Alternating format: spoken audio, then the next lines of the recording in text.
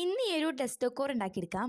അപ്പോൾ അതിനായിട്ട് നമുക്ക് അതിന് ഇതുപോലത്തെ ഒരു പേപ്പറാണ് വേണ്ടത്. പേപ്പർ മീൻസ് നല്ല കട്ടിയുള്ളൊരു ചട്ടയാണ് വേണ്ടത്. എന്നിട്ടെന്ന് പറഞ്ഞു കഴിഞ്ഞാൽ നമ്മൾക്ക് അതിലോട്ട് ഇഷ്ടമുള്ള പിക്ചേഴ്സ് ഇതുപോലെ വരച്ചെടുക്കുക. ഇങ്ങനെ തന്നെ വേണം കേട്ടോ. എന്നിട്ടെന്ന് പറഞ്ഞു കഴിഞ്ഞാൽ ഇതുപോലെ ഒന്ന് ജസ്റ്റ് ഒന്ന് കളർ ചെയ്ത് കൊടുക്കുക. ഞാൻ അവിടെ ക്രയോൺസ് വെച്ചിട്ടാണ് ചെയ്തിട്ടുള്ളത്. നിങ്ങൾക്ക് വേണമെങ്കിൽ ഓയിൽ പേസ്റ്റ് യൂസ് ചെയ്യാം. പിന്നെയെന്ന് പറഞ്ഞു കഴിഞ്ഞാൽ അത് ഇതുപോലെ ഒന്ന് ജസ്റ്റ് ഒന്ന് കട്ട് ചെയ്തെടുക്കുക. ഇതുപോലെ തന്നെ കട്ട് ചെയ്തെടുക്കണം. പിന്നെ എനിക്ക് ഇഷ്ടമുള്ള കളർ പേപ്പർ എടുക്കുക. അത് ഇതുപോലെ ഒന്ന് ജസ്റ്റ് ഒന്ന് മടക്കി കൊടുക്കുക. അപ്പോൾ ഇതുപോലത്തെ ഒരു ബോക്സ് കിട്ടും.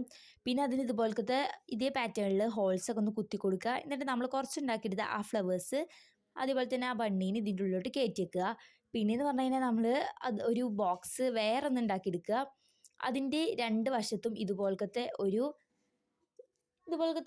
ഇത് ഒട്ടിച്ചെടുക്കുക. രണ്ട് ഭാഗത്തും ഒട്ടിച്ചെടുക്കണം. എന്നിട്ട് നമ്മൾ കുറച്ചുണ്ടാക്കിയ ആ ഒരു ഇത് അതിൻ്റെ ഉള്ളിലോട്ട് ഇറക്കി വെക്കുക. പിന്നെ നമ്മൾ കുറച്ചുണ്ടാക്കിയ ആ ഒരു ബോവും അവിടെ നിന്ന് ജസ്റ്റ് ഒന്ന് ഫിറ്റ് ചെയ്ത് വെക്കുക.